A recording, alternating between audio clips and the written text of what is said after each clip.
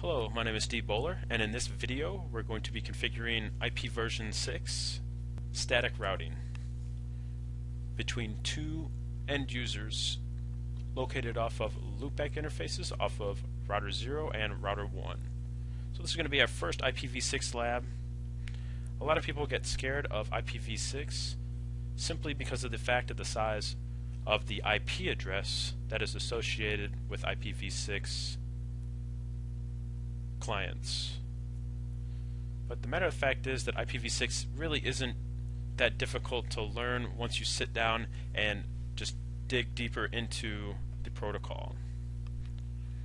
There's a lot of cool features and advantages of IPv6 over IPv4. So what we're going to do is we're going to take a look at the basics of IPv6 addressing and configure a static routing with IPv6 in this lab.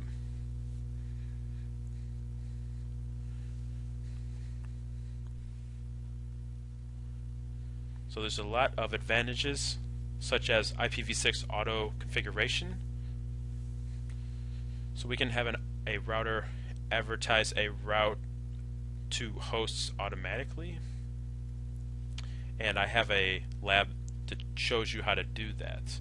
What we're going to do in this lab is we're going to do IPv6 static routing, and the way the IPv6 address looks is, first what we're going to do is we're going to give you a look at what an IPv6 address looks like. So we're going to go ahead and write it out in full notation.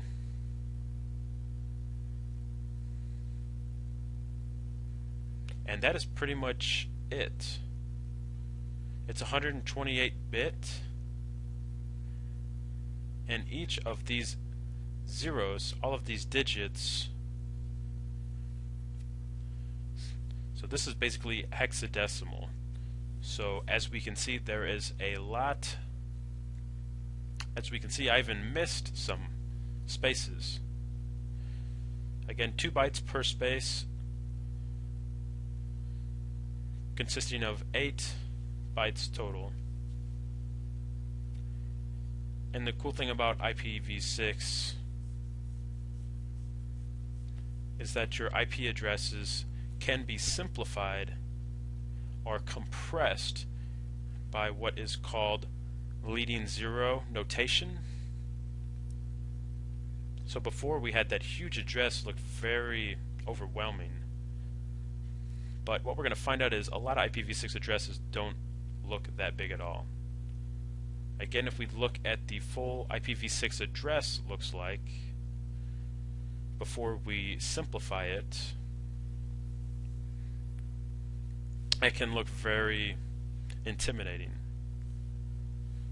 But nonetheless, we can simplify this address. We can simplify this down into by using what is called leading zero compression. So what we're taking is we're taking 2 colons and put them together. So everything in between those 2 colons we're going to signify all zeros. So we can only do this once within an IPv6 address. So everything in between these 2 colons again are zeros.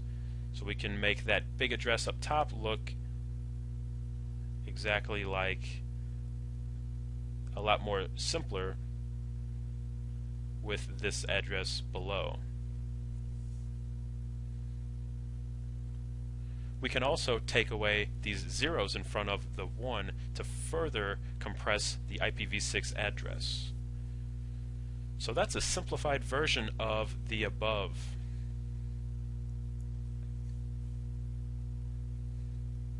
So I am using the 2000 range because the aggregatable global unicast range.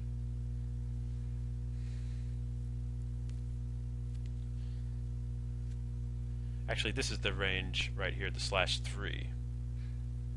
Basically same as IPv4 unicast. This is for a host-to-host communication. is the IPv6 global unicast IP range.